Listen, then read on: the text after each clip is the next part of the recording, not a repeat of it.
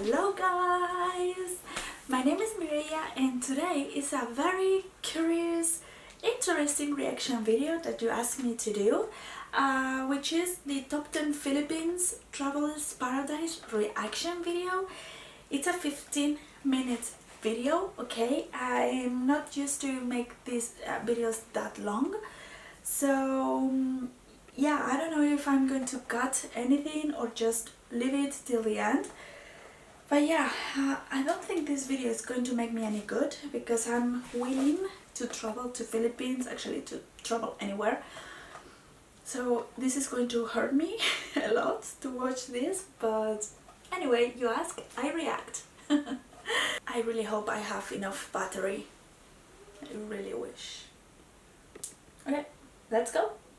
Now I'm about to let you in on a little secret here. The hidden gem of Southeast Asia is right here, the Philippines. My favorite of all countries that I've traveled to. It is some of the most beautiful landscapes and the most incredible people you will ever come across. Wow. Now before you start taking advice from a random stranger, I want to give you a bit of my background. My name is Christian LeBlanc and I've spent the last 2 years traveling Southeast Asia. And with that, I've spent about 3 months of it in the Philippines. It's a country I plan to revisit very soon. Let's get started with the countdown. Number 10 is Boracay. Boracay is easily one of the most popular islands in all of the Philippines, and with that, it can get pretty busy sometimes. Now, that can be a good thing and that can be a bad thing. The great thing is, you can guarantee you can find some extremely beautiful hotels if that's in your budget. You can also find some relatively discount ones too, so budget shouldn't be too much of an issue here. The nightlife is pretty good and the food selection is great. Boracay has everything from low-end hostels all the way up to extreme luxury hotels. It can be backpacked, but definitely expect to spend a bit more money here. The island of Boracay itself is extremely beautiful. Sunset. Some of the bluest waters you'll see, and some of the finest white sand beaches. I would assume this is how it got so popular. The population of the island has outgrown the infrastructure at least 10 times over, and this can lead to a lot of congestion. But you're going to spend most of your time on the beach anyway, so what does that matter? Number 9, Oslob. Oslob is extremely well known for one thing, and that is the whale sharks. This is a place where you can actually go and swim right next to these gentle beasts. Now there is a little bit of controversy that surrounds this because the whale sharks are fed, but I'll leave that up to your discretion. It's such a humbling experience swimming next to an animal that could literally grow as large as a small bus. In record they grow up to 40 feet, although it's very unlikely you'll see one this large. Only 30 minutes away, there's a couple sets of waterfalls. Tumalog is the most impressive of the two. It's a massive drop-off that creates a beautiful mist. Now, if you're looking for more of an experience with the waterfalls, check out Aguinit Waterfalls, because you can actually scale up them, you can jump off of them. It's much more interactive than just looking at a waterfall like you do at Tumalog. It's definitely worth a visit. Number 8 on my list is Malapascua. It's very unlikely that you've heard of this place before, but there's a great reason to go, and it's this one animal that lives below the sea. It's very unlikely you've ever heard of this place, but Malapascua is home to one of the most beautiful creatures I've ever seen, the thresher shark. If you're a scuba diver, this is a must. There is no fish more impressive than the thresher shark. It has a long tail just like a scythe. You see it beautifully cutting through the water. For me, this made going to Malapascua 100% worth it. Now, the dive scene is incredible, but it's not the only thing. Malapascua Island itself is extraordinarily beautiful. Again, if you haven't already noticed the trend, extremely blue water, fine white sand beaches, and relatively expensive accommodations, so this definitely has to be something that you save up for. It's a very small island, and all the accommodations on the island are quite expensive. Do a little research. We even managed to find a bit of nightlife on this incredibly dormant island. My girlfriend Laura really hit it off with the locals. If you know anything about the Philippines, you'll probably be shocked that I put El Nido in 7th place. El Nido is easily one of the most beautiful places in the Philippines, and arguably the world. The beauty of this place leaves you in awe. Now let's start with the great things about this place. The 4-island tour is incredible because it lets you see the cerulean blue waters, the jagged cliff sides. It's seriously earth-born. It's nothing like you've ever seen before. The days in El Nido are unforgettable because you'll spend your entire day hanging around these beautiful landscapes. But this is where the problems start. When night hits, it becomes a bit less enjoyable, I'd say. El Nido's electrical grid is archaic at best. When we backpacked, we spent at least half of our nights in darkness. And worse than the dark, we spent it without any fan or air conditioning. Wow. It gets extremely hot in the Philippines, and when the power goes out, I become a pretty unhappy camper. In addition to this, if you're planning to do anything like I do as a YouTuber, uploading is basically a no-go. The internet speeds are so slow, and it will drive you mad.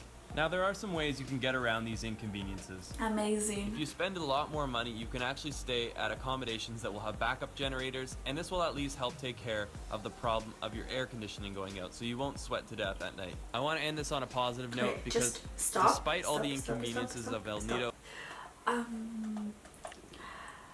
Yeah, I don't think, I mean, I don't like hot weathers. I prefer like cold weathers. So I don't know if that would be my ideal place to go to. But anyway, like it's so beautiful, it's so amazing, and all the landscapes, sorry, like they are so incredible, and I just want to go there. I just want to swim in the sea. I just want to put on a bikini and walk all over the sand. I mean, I want summer right now, even though I am a very, I love cold. I love it. I love snow. The main reason that I came to live to Oslo is because of that. But today which date is it today? It's 19th April, and it's hot as, I don't know, like the south of Spain. I mean, it's so hot today. I have this pullover, to say pullover, I don't know what, yeah, it's like a pullover today because I'm filming, but otherwise I'm just with this, like, I don't know the name of it in English. It's just a t-shirt that has only this on the sleeves. So yeah, I'm not a big fan of hot weather, but now that I'm watching this video, I mean, I just want to go right now, right away. Oh God, it's so beautiful, and still we haven't seen anything because we're in the 4th minute. Okay, let's go. The beauty of this place makes it all worth it, so you have to go check it out. If you end up going, make sure you do the 4-island tour, and make sure you climb Tara Cliff if you're willing to risk your life. It's extremely jagged, but the view you get is unforgettable. The next on my list is Bohol. Bohol is a large and magical island. There's so many things to see and do here. It never hurts to go around with locals. That's how we find some of the cool hidden gems, like this little hole in the ground. No pun intended. With Bohol being a big island, you could easily spend 5 to 10 days here. The most popular of the beaches is Alona Beach. And this is a place where you can stay at a 5-star hotel or at a guest house or hostel. The pricing is definitely on the expensive end, but nothing unreasonable. Also a must in Bohol is to rent a scooter. Some of the most incredible riding I've ever done has been done here on this island. You take the scooter, you drive up further north from Alona Beach, and you'll end up visiting these guys. These are tarsiers, animals only found in Bohol. They basically sit like this all day, but what more could you ask for? I mean, just look at him, he's chilling. Mondays, am I right? Also worth mentioning, I did go up further north to Anda Beach, and although I liked Anda, I didn't love it. I found it a bit of a dirty beach. For me, I would have preferred to have stayed in Alona Beach, rented a scooter, and used it to do day trips like seeing the Tarsiers, the Chocolate Hills, etc. You'll also see a lot of European-inspired churches while exploring the Philippines. This one here was built by the Spanish, and it was actually shook up during an earthquake a few years ago. Just after visiting the Tarsiers, you're gonna see the man-made forest. And true to its name, it's a forest that was actually hand-planted by men. It's a really awesome feeling because as you drive down this narrow road, you feel like you're going through a tree tunnel.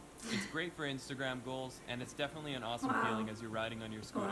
After the man-made forest, about another 35-45 minutes up north, you'll be going through what some people deem the main attraction of Bohol.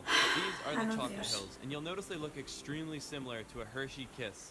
I don't know if that's why they've been called that, but the name is definitely fitting. You can drive up to the top of one of the hills and actually get a pretty good vista of the entire mountain range. I definitely recommend it. Number 5 is a place that's on very few people's lists. Dumaguete is an incredible place, and there's a lot to see and do here. It's a place I spent almost 2 weeks scuba diving and exploring its beautiful nature. If you go to Dumaguete, check out Casaroro Falls. I know I'm probably butchering it, but I'll write it down below. Right across from Dumaguete is a short boat ride to Apo Island. Make sure you check out this place. Apo Island translates into English as Turtle Island. and it's well named because everywhere you go is serious beautiful, good, bro. There's sea turtles everywhere, and these chillers are used to having people around, so they don't mind when you swim up next to them. Just make sure not to touch them. This is by no means in Dumaguete, but this is one of the must-do's of the Philippines. This here is Manjoyod Sandbar. I call this place the Maldives of the Philippines. It's about a 2 to 3 hour drive to get here from Dumaguete, but every single minute of the ride is worth it. Once you arrive at a little dock, you take a boat across about 45 minutes, and you arrive in paradise. If you have that extra time, or you want to take your Instagram to a whole nother level, you better check out Manjoyod Sandbar. Those are just a few of the things you can do in Dumaguete. There's some nightlife, there's great restaurants, and a whole lot of nice hotels and resorts. This is a place for anyone on any budget. Number 4, almost on the podium, but not quite, Kawasan Falls, also known as Badian Canyoneering.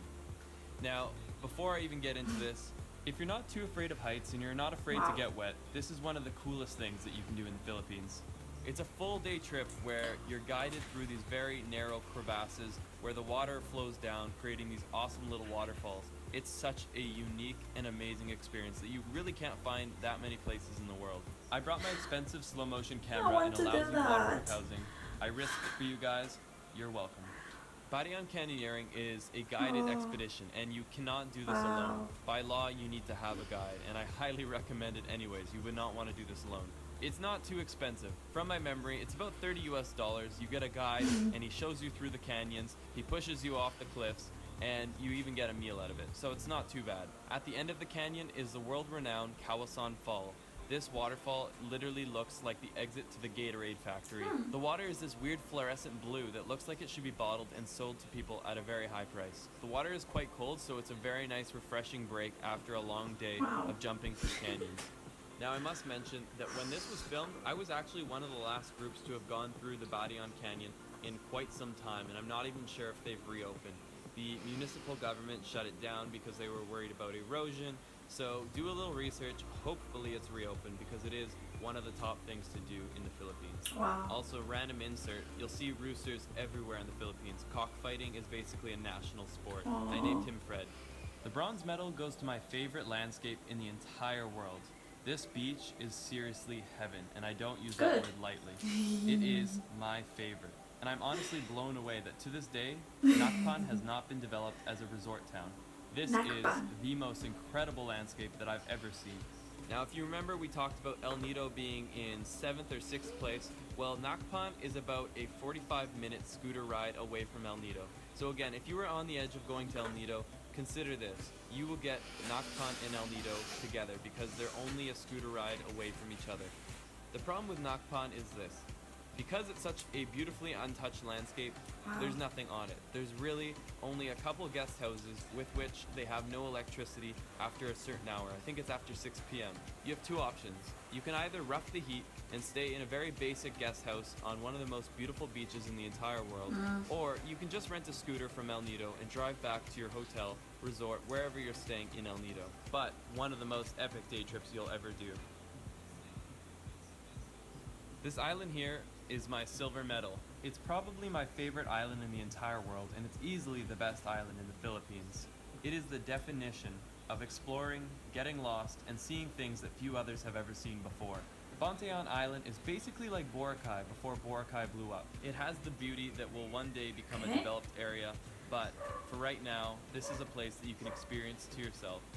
There's so much to do here. From exploring the jungle to exploring the beautiful beach that surrounds the entire island. There's even goats that freely roam. This is Jerome. Definitely check out the mangroves. They're these little trees that grow on the water. Go explore the other side of the island where there's literally no identifiable landmarks. Just beautiful untouched nature and so many kids just playing on the side of the road. Definitely say hi to them. They really appreciate it and they're a lot of fun to hang out with. I joined a few kids in playing some basketball and it was definitely one of the highlights to my day. It wouldn't be a perfect island experience without a perfect sunset. And I'm curious about the first one. A lot of them. In fact, the Philippines has plenty of them. I don't think I've seen more beautiful sunsets in my entire life. You really start to take them for granted because every single night you get a sunset that could easily be one of the most beautiful you've ever seen. Now, I don't want to call it the winner because everyone's a winner, guys. But just kidding. This is the winner of my top 10 of the Philippines.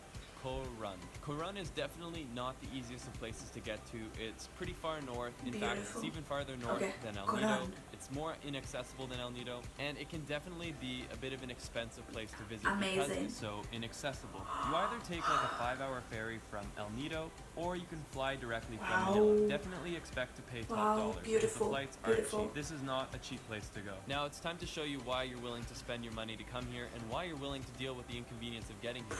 Coron is simply out of this world. I can't compare it to anything, to be honest. It's like New Zealand and Africa had a baby, and it was beautiful.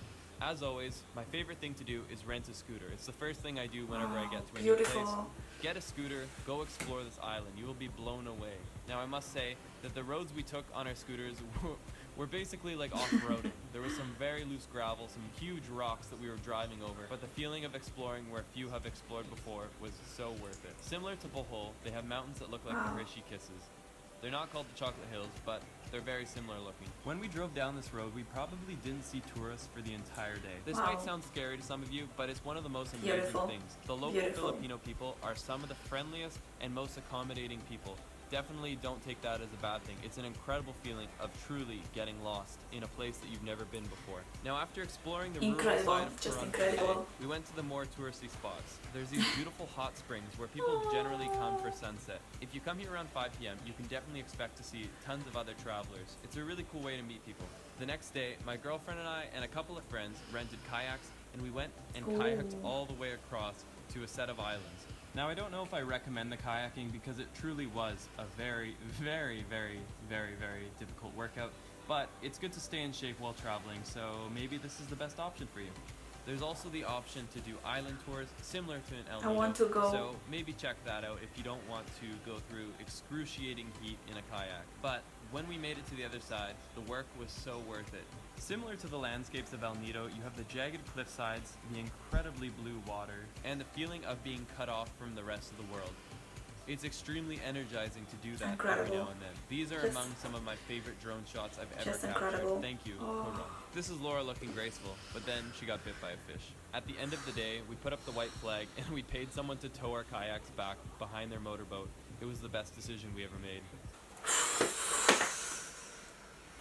Amazing. I'm running out of battery, so I'm just gonna do this quickly. Just amazing landscapes, and I mean, I just want to go there right now. Like, I have nothing else to say than that when can we go? Who does invite me to go? Okay guys, thank you very much for giving me your suggestions, to your requests. Yeah, thank you very much for watching this video. Please give it a big thumbs up if you like it. I also invite you to subscribe to my YouTube channel and to click on the bell. And yeah, I also leave you my social media links here. Go and check it. And yeah, see you on the next one. Bye. Love you. Wow. I want to go to the Philippines. I actually want to go anywhere where there's a beach and you can put on a bikini. I'm a funny person.